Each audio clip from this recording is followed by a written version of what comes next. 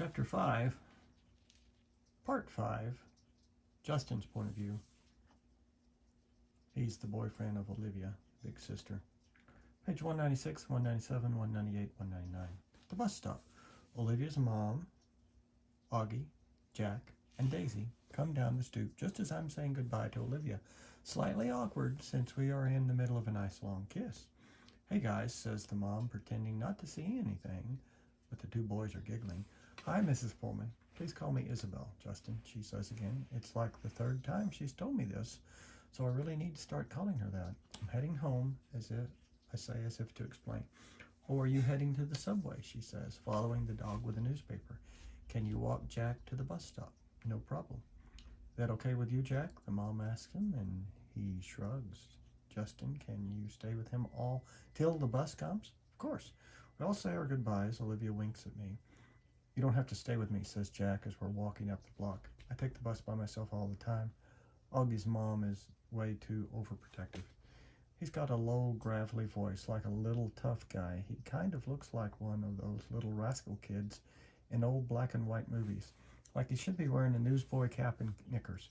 We get to the bus stop and the schedule says the bus will be there in 8 minutes. I'll wait with him. I'll wait with you, I tell him. Up to you, he shrugs. Can I borrow $1? I want some gum. I fish $1 out of my pocket and watch him cross the street to the grocery store on the corner. He seems too small to be walking around by himself somehow. Then I think how I was that young when I was taking the subway by myself. Way too young. I'm going to be an overprotective dad someday. I know it.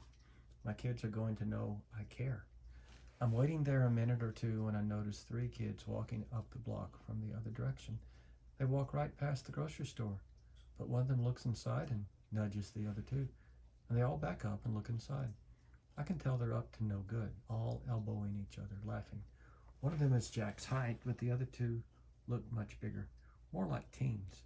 They hide behind the fruit stand in front of the store, and when Jack walks out, they trail behind him, making loud throw-up noises. Jack casually turns around at the corner to see who they are, and they run away, high-fiving each other and laughing. Little jerks. Jack crosses the street like nothing happened and stands next to me at the bus stop, blowing a bubble. Friends of yours? I finally say. Ha, he says. He's trying to smile, but I can see he's upset. Just some jerks from my school, he says. A kid named Julian and his 2 gorillas, Henry and Miles. Do they bother you like that a lot? No, they've never done that before. They'd never do that in school or they'd get kicked out. Julian doesn't even live around here, so I guess it was just bad luck running into him. Oh, okay, I nod. It's not a big deal, he assures me. We both automatically look down Amesfort Avenue to see if the bus is coming. We're sort of in a war, he says after a minute, as if that explains everything. Then he pulls out this crumpled piece of loose leaf paper from his jean pocket and gives it to me. I unfold it, and it's a list of names in 3 columns. He's turned the whole grade against me, says Jack. Not the whole grade, I point out, looking down at the list. He leaves me notes in my locker that say stuff like, everybody hates you. You should tell your teacher about that. Jack looks at me like I'm an idiot, shakes his head. Anyway, you have all these neutrals, I say, pointing to the list. If you get them on your side, things will even up a bit. Yeah, well, that's really going to happen, he says sarcastically. Why not? He shoots me another look like I am absolutely the stupidest guy he's ever talked to in the world. What? I say.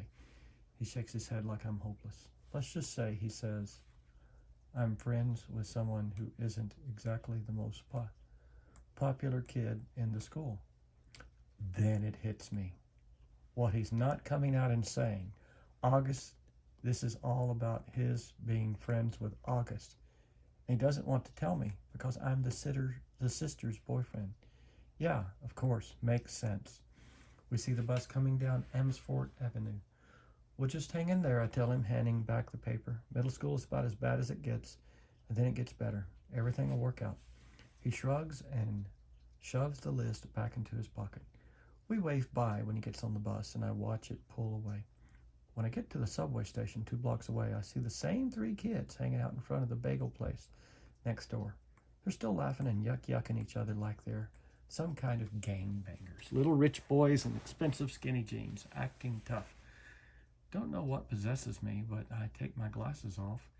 put them in my pocket and tuck my fiddle case under my arm so the pointy side is facing up. I walk over to them, my face scrunched up, mean looking. They look at me, laughs dying on their lips when they see me. Ice cream cones at odd angles. Yo, listen up. Don't mess with Jack, I say really slowly, gritting my teeth. My voice all Clint Eastwood, tough guy. Mess with him again, you'll be very, very sorry. And then I tap my fiddle case for effect. Got it. They nod in unison, ice cream dripping onto their hands. Good. I nod mysteriously, then sprint down the subway, 2 steps at a time.